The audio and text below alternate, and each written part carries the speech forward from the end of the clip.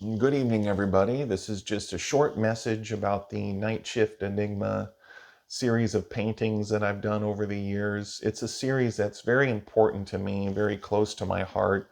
It was inspired by my years working the graveyard shift, like over 16 years, never missing any work except one night when they told me to stay home because of heavy snow and whiteout conditions.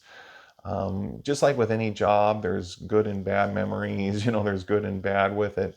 But I have quite a few fond memories of that job. And I was a security guard doing the graveyard shift, like I said, for over 16 years. And the paintings that I've painted, they exaggerate things just for our artistic license and just for the sake of making it more interesting. I exaggerated some stuff in it. But it is inspired by my time working the graveyard shift at that job. And I know that those videos, the Night Shift Enigma gallery videos that I put on my channel, I know they never have gotten many views and maybe they never will. But the reason I always put those on my channel is because really it's a labor of love. That's how much those paintings mean to me. And I like them so much. Sometimes I watch them, I can fall asleep watching them. I think it's pleasant with the rain, the the the buildings, the flashlights, the characters, the puddles, the the music. That was that subterranean howl, I think it's called, the music I chose. I think it fits it pretty well. I think it fits the paintings well. So I really enjoy it. So that's why I always put those on my channel. I'm not sure how long I'm going to put those videos on my channel, how much more I'm going to do because they never get many views. But it's been a labor of love. That's why I always continue to put those videos on the channel, regardless whether it got 1 view or 2 views or 15, 20 or 3. I always put those on the channel. So that's what I did. I don't know how much, if I'm going to put any more on the channel. I might, because I like those videos so much. I just wanted to let you know that, and have a good evening and enjoy whatever videos coming up.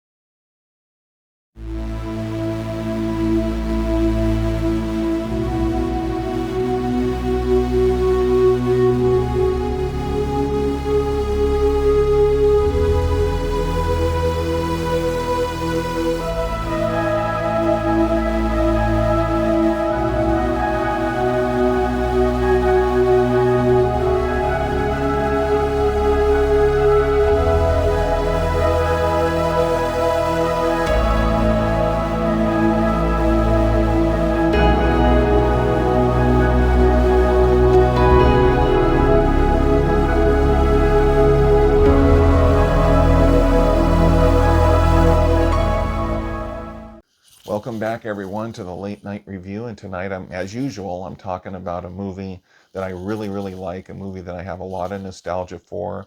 It's Any Which Way You Can with Clint Eastwood. This is a really fun movie to me. It's directed by Buddy Van Horn. He directed Pink Cadillac, and he directed The Deadpool with Clint Eastwood. That's one of my favorite movies. That's the final installment of the Dirty Harry series, The Deadpool. That Liam Neeson has a role in there. That's a really good movie. This movie, Any Which Way You Can, it's one of my favorite Clint Eastwood movies. I really like it. Just like the original Every Which Way But Loose, I have nostalgia for both of them. I don't know which one I like better. Often I'll pick this one, which is the second one in the series. Unfortunately, they only made two. I wish they would have made three with Clint Eastwood. I wish Clint Eastwood would have made another one, because these are really good movies to me.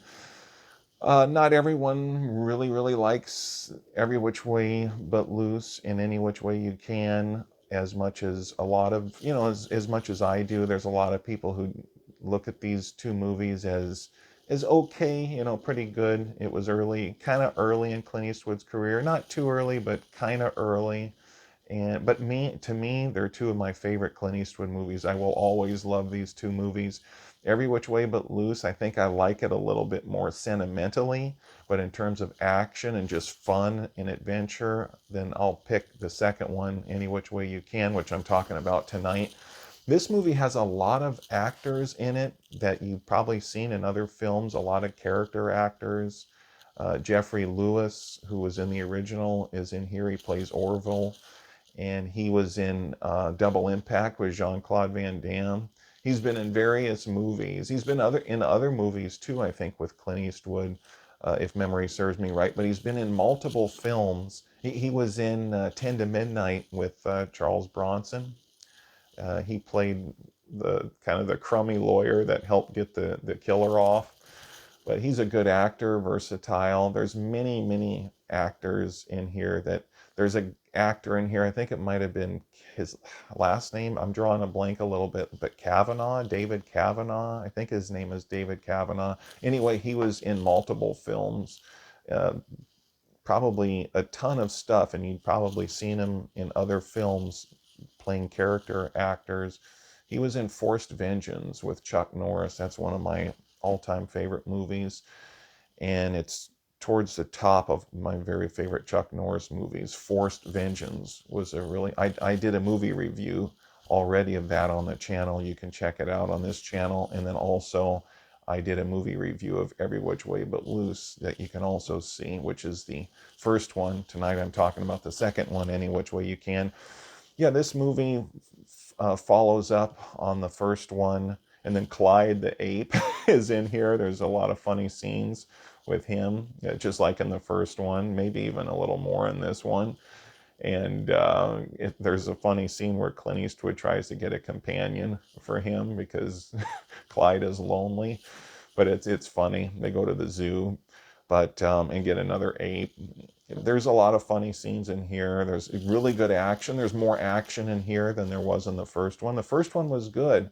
Sentimentally, I think I like the first one the best in terms of just sentimental value, where Clint Eastwood thought he had something in his relationship, but she was kind of playing him the whole time. She really liked him, but she was all mixed up, and she was influenced badly by circumstances and the person that was a hustler that she was working for. But she really liked Clint Eastwood, but she treated him bad. She led him on. If you've seen the first movie, you know Clint Eastwood wanted a real relationship with her, but she was hustling him.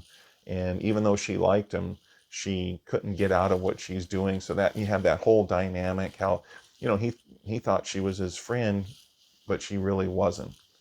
And that's sad. And it's a good movie, I think, and you have that dynamic in the first one. In the second one, they get back together. He forgives her.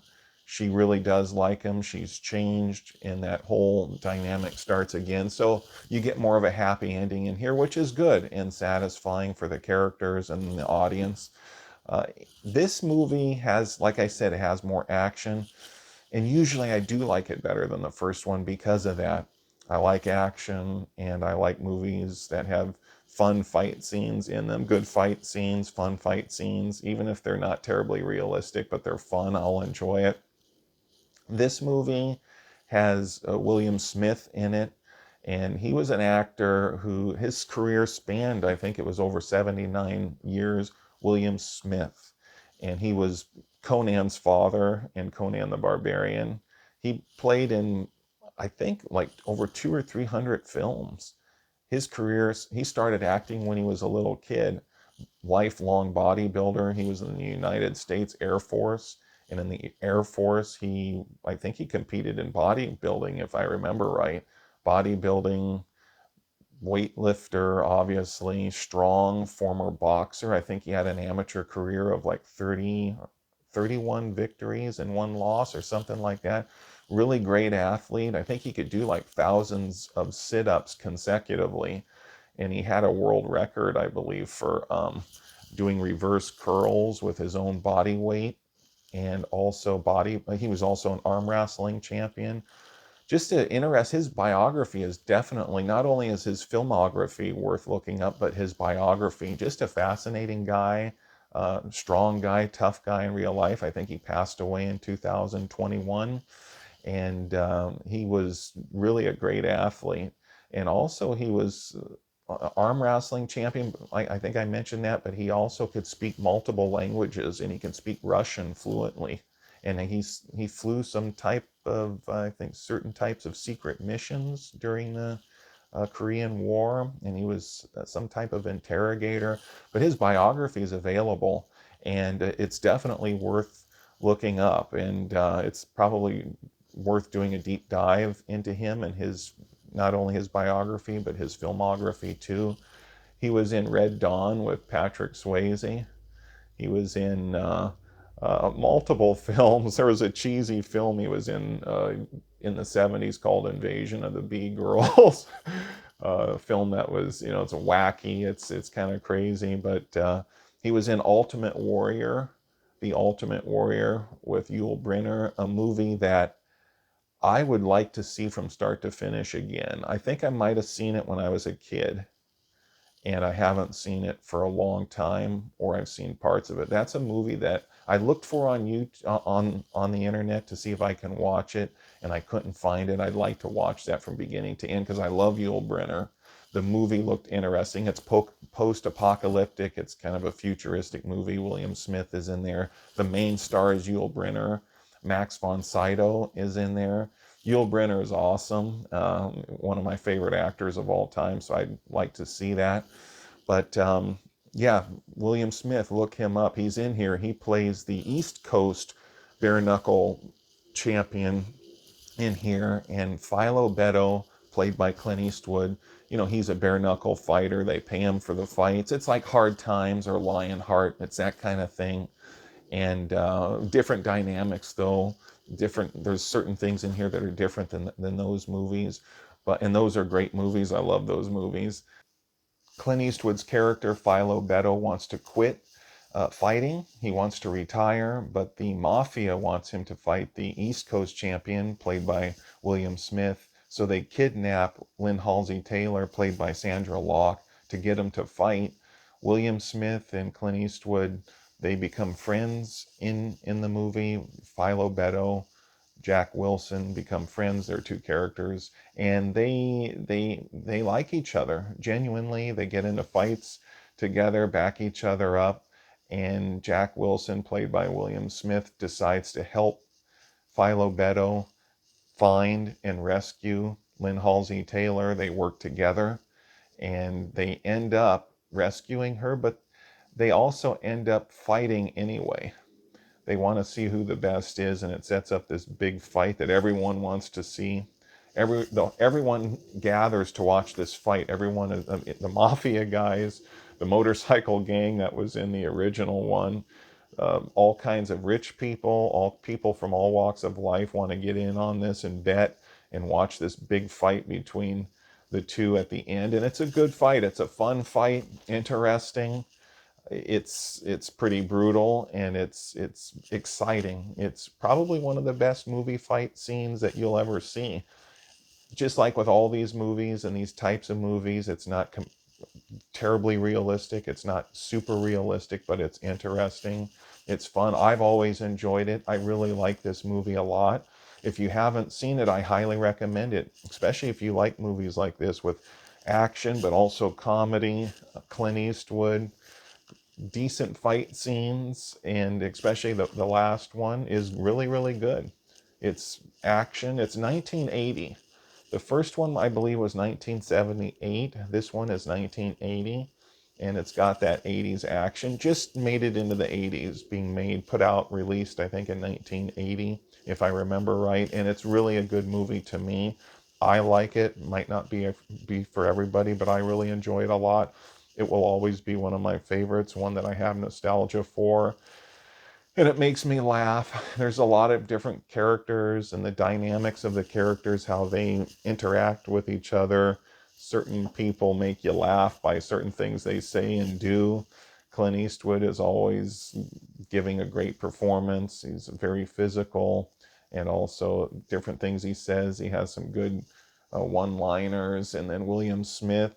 William Smith is an actor who's played in a wide variety of roles, diverse roles, not just the same type of role. I mean, often he gets cast as a tough guy in a heavy, but he was also in the miniseries Rich Man, Poor Man.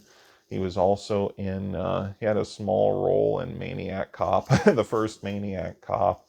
He's done different roles and diverse roles, not just being typecast, although he was typecast some. He was in a wide variety of different roles, and he's a good actor.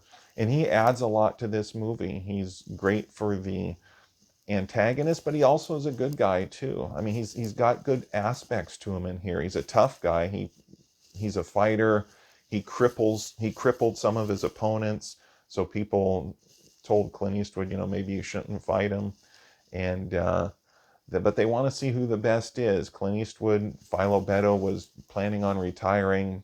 Like I said before, though, they're both curious to see who the best really is. So they do have the fight at the end because they want to. It's by choice.